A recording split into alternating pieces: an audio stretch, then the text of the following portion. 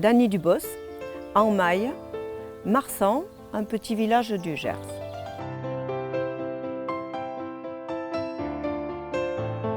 D'abord, c'est mon jardin et j'aime beaucoup les plantes qui y sont. Je l'ai planté petit à petit, en 30 ans.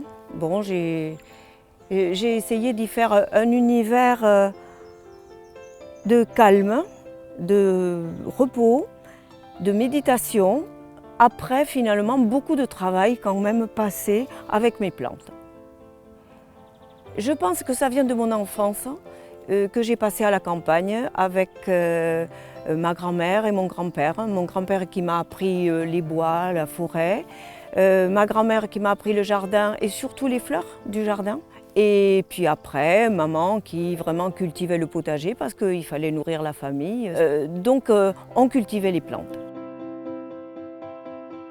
J'ai envie que tout vive, les plantes comme les bêtes, comme les oiseaux, comme les gens, hein, parce que nous aussi nous vivons à partir des plantes. Donc tout le monde doit vivre et s'entraider.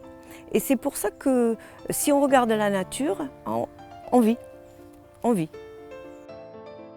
Alors pour jardiner au naturel, d'abord on essaie de ne planter que des plantes qui vont bien se porter dans notre sol, qui vont résister à notre climat.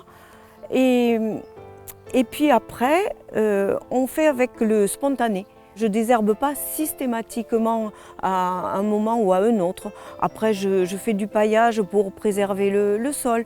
Et puis j'ai la surprise de voir quand j'enlève le paillage des choses qui ont poussé, voilà, qui germent spontanément. Ma pelouse devient une prairie jusqu'au mois de juin. C'est-à-dire je tonds autour des massifs, parce que j'ai quand même envie de voir mes arbustes fleuris, mais tout le centre reste naturel et c'est une prairie naturelle.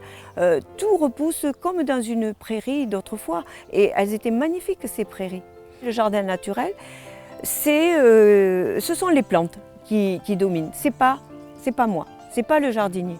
Le jardin, certes moi je souhaite avoir des choses, mais si je les souhaite, il faut que je tienne compte de la plante et c'est elle qui me donne. Voilà, et je ne la contrains pas. C'est moi qui dois lui donner les conditions favorables pour qu'elle donne le meilleur d'elle-même. Et elles savent donner beaucoup. C'est ça, le jardin naturel. Mais c'est aussi beaucoup de temps, beaucoup de connaissances. Après, c'est un état d'esprit. Connaître les plantes et leurs besoins, c'est vraiment important aussi.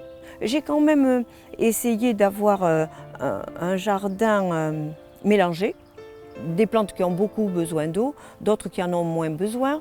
Donc les tomates par exemple, ça n'a pas besoin d'eau en permanence. Par contre les courgettes, il en faut peu, mais souvent. J'essaie de pouvoir accéder à toutes mes plantes sans avoir à piétiner quelque part. Alors, il y a du paillage qui a 3 fonctions en fait. D'abord, c'est protéger le sol du soleil et protéger le pied des plantes du soleil trop ardent. C'est aussi, puisque je fais de l'arrosage, il y aura moins d'évaporation. Parce que le soleil, c'est pas seulement l'évaporation de l'eau, c'est que ça tasse la terre. Donc il faut mettre le sol à l'ombre, la plante à l'ombre, certes, mais le sol à l'ombre aussi. C'est le respect de la vie, en fait, et de la nature.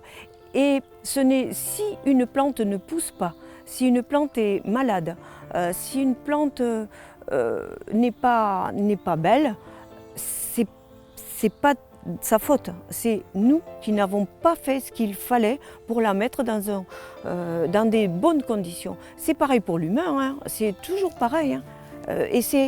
Il vaut mieux prévenir et savoir ce qui va se passer ou anticiper ce qui va se passer. Et je repense souvent à Colette quand elle parlait de sa glycine, quand elle parlait de ses plantes. C'est cet état d'esprit qui m'anime. C'est pas la plante pour son nom, pour sa rareté, pour autre. Non, c'est pour elle. Et elle est belle et elle rend notre espace beau naturellement. Et elle nous enchante.